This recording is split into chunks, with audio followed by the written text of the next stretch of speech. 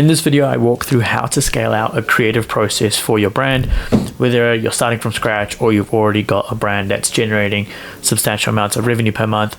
This is a process that can help you take your creative process to the next level. So a lot of ecom brands that are either starting from scratch or are stuck at a monthly recurring revenue rate, the common pain point or the common issue I've actually seen is majority of them don't have a scalable system or a scalable process to actually increase that and break through and find top performing ads. So in this video, I'm going to walk through a system we currently use at the agency and that we've seen success. It is not a step-by-step process that's quite similar to this. This is an older version. We do have a newer version that's rolling out, which I can record again. But essentially, this is the version 1 that we initially had. So let's say you're a brand. I would ignore everything around here, around the onboarding process. But essentially, the core setup around your team is going to look like something like the following. Now, these look like a lot of roles, but essentially it is very simple. 2 to 3 people should be able to fill the majority of these roles. So for example, the copywriter can also be the creative strategist. The editor can also be the creative strategist, depending how talented your creative strategist is. And then your media buyer can also do some copywriting and developing. So it is quite straightforward. The only things that will be difficult to replace is your creator, unless your founder is the creator, then that makes it, again, quite easy for you to do. But essentially, this team can be 2 to 3 people max, in my opinion, depending on the talent that's available in that team. So let's get into this. So essentially, your content organization is very important regardless of what revenue size you are. You need to make sure you've got folders with your raw assets, edited assets, and also assets from creators. Split them up into different categories, whether it's angles or date recorded. You want to make sure it's easily viewable based on who's actually going to be in those folders. The majority of the time, it's going to be a creative strategist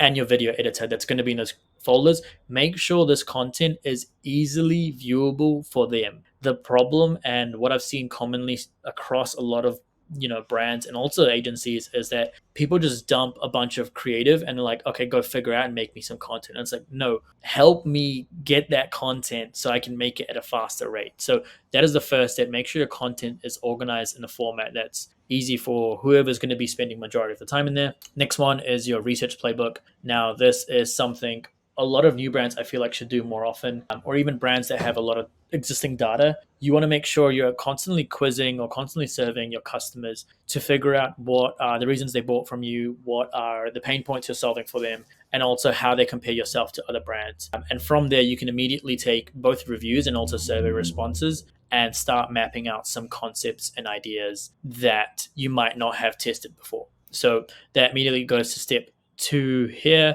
which is mapping out 5 to 10 concepts and angles in your hypothesis matrix. So I'll walk through this really quickly to kind of show how the flow looks like and how we actually tackle this. So once we've mapped out 5 to 10 concepts and put it in a hypothesis matrix, in simple terms, that's essentially just finding 5 to 10 angles that you think are going to work based on your research playbook or based on ads that you've run before. And you put it into a Google Sheet or some type of spreadsheet, and you essentially have your ad angle, a hypothesis around how you think it's going to perform and what your success metrics are going to look like and how long you're going to run that test for. So set that up in a very simple template. Doesn't have to be too complicated. Don't make it too complicated or it'll be hard to read the numbers. Have a meeting as a team around everyone agreeing around these concepts that you're going to tackle, and then start creating the 5 to 10 static ads. The reason we launched with static ads is it is low cost, easy to do. You can do it faster than getting video ads done. Usually video ads can take 2 weeks, depending on how quickly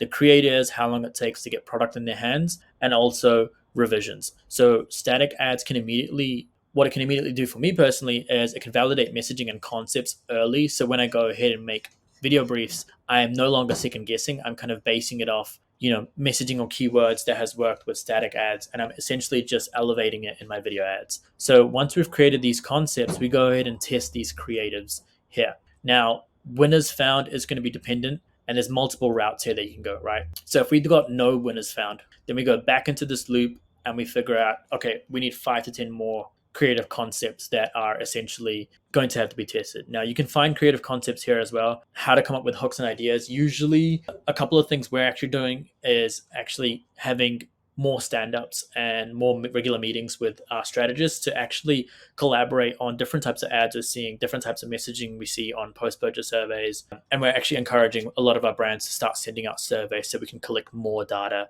and almost have like a data storage of like things that, behavioral thoughts or even like habits that a lot of our customers are showing when they purchase from us, either how they consume other brands or how they consume our current brand, how our brand has helped them, what it tastes like, what it smells like. These are all really helpful insights to come up with different headlines and hooks. Avoid looking at competitors in the industry. I think it's super important. The second bullet point is super important. One thing we always look at is if you're a beauty brand, for example, don't look at beauty brands in your same industry. The chances are that if you copy that, you're going to look like them in the feed as well. So try to go outside of it. Maybe look at a cereal brand or a coffee brand, see what they're doing differently to capture audiences, and then bring it straight into your industry based on maybe a certain type of B-roll or a hook they're using. Then you've got your usual suspects around TikTok research, search engine. Reddit is also a good one. If your brand is quite popular, you can, Reddit's quite unfiltered. You can see the truth around what customers truly think about your brand. So those are some really good places I would look at figuring out more concepts and angles. And then obviously you've got your research playbook here as well. So round two, let's say we've gone ahead and we've found a couple of winners. What do we do now? We take those concepts and we write out scripts for our creators. So these scripts are going to be filmed by whoever our content creators are. If we aren't really working with any, we go ahead and start reaching out to some. Maybe you can find some through Twitter. You can find some through TikTok's affiliate network. There are a bunch of places you can actually find some. If you aren't sure, flick me a message and I can send you a bunch as well. Once you've got the content film, we've also got an SOP around filming guides. Let me know if you want it. We can also send that over. Then you want to go ahead and send that to your team for a post-production edit. Essentially, your editor is going to be taking control of this whole situation, making sure the edits and the cuts are great. So once it's sent over to your media buyer or creative strategist, they can review it, tag the team for review, and then get that launched and tested straight away. Once it's launched, the media buyer is responsible for adding this test into a hypothesis doc around, or the creative strategist around what the test is, what the angle is, how much spend we're going to put behind this creator to determine if it's successful or not. And then from there, we go ahead and analyze results and then review the dashboards and make a decision around winner or not. Now, step two of actually finding a winning concept. So we've gone ahead and filmed these.